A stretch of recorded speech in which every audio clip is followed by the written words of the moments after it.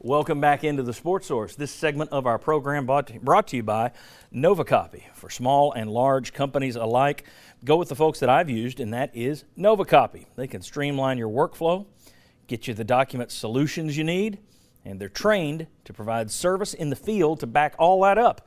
It's simple. You call them, they help your business.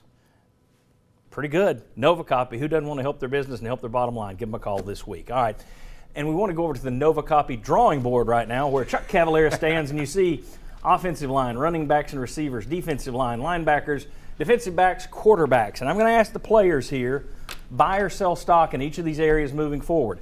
Now, keep in mind, people are floating on cloud nine after a win today. This team could lose to Kentucky in 2 weeks. Right. Sorry, Sterling, but it's possible. So, keeping in mind what you've seen so far and what you see of that roster moving forward, what would you buy and sell stock on? These guys are going to give you their quick answers. Chuck, you can override everybody. That's the way it ought to be. You're the man ringing the bell at the stock exchange. All right. Starting with the offensive line. Let's start with the offensive line. Do you buy or sell stock in that? You know, when you look at, they're been kind of down and everything. I think there's a lot of potential for movement up. So I would buy. I think they're going to be better. I would buy because I don't see how they could be worse, and they're already showing improvement. They're at the bottom. They're already showing improvement. I would buy. Will? I would hold right now. I'm just going to wait right now. Okay. I'm buying, baby. Let's go. Go long. To me, when you've got that many young players, you have to look to what the future holds as far as them getting better. I've got to buy. You're not coming back next year with just 6 starts on your line. I mean, you started from off the map. All right. Next up, what about the skill positions, running backs and receivers? You buying or selling at that place? Boop. Buy. Buy. I agree. Everybody's Go buying. long, Chuck, baby. You gonna be To Mr. me, Negative? I think this could be the most talented position group on your team. Okay. Defensive line. Will with a big thumbs up. You're buying that one. I'm buying. I'm putting heavy on it. All right. I'd buy as well. Okay. 2 buys. I'm buying. Yeah, I'm buying on that. It looks Let's like go. it's magnanimous. Let's get it. Market's going up, baby. Market's going up. All right. Linebackers. Buying or selling? You're going to lose A.J. Johnson, leading tackler, also a guy who's your defensive leader in terms of attitude and everything else. That's a big shoe. That's big shoes to fill. You hope that Dylan Bates can come in and fill his shoes and everything. Hard to count But I on think it is.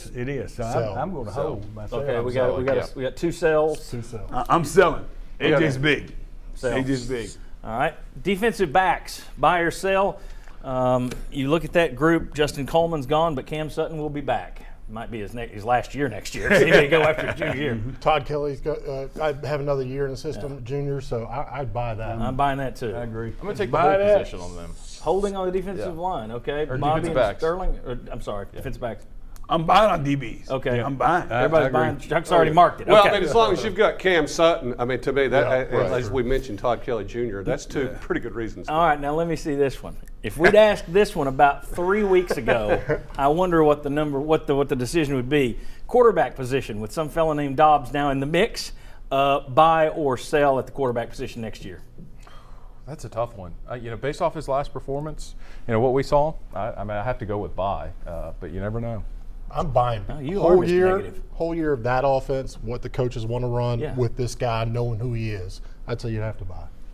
I am. I think I've already bought because I was the only one that said, Whoa, "Hey, we whoa. cannot." I said, "We said it all year. cannot count this kid out." I said it to some poor guy in a Walgreens I or a know, CVS. but it was 2 years or a year after I did. Okay, So Bobby. I'm buying. I'm talking about bet the farm, baby. Bet the farm. Buy. Well, Kramer. I'll follow Bobby's lead and say buy. But let's have a little bit of the voice of reason here, and that's unusual coming from me. What do you have? When's he going to get here? Yeah. What do you have after Josh Dobbs? I mean, let's just think if you're one injury away from something bad happening, and we're buying this stock. I mean, let's just temper that just a little. But I do think obviously you have to buy. We got I'm Wegson, hedging we with got some put Peterman, options we got on it. Wegson. Just in case. Do what? I'm hedging with some put options on it. Just in case. We got buyer's remorse. All right. Can we package any of those into a spider of some sort? All right. Guys, thank you very much. It looks, here's the thing. I usually try and be pretty even-keeled about things. Most people say, you're negative. That's an awfully positive review.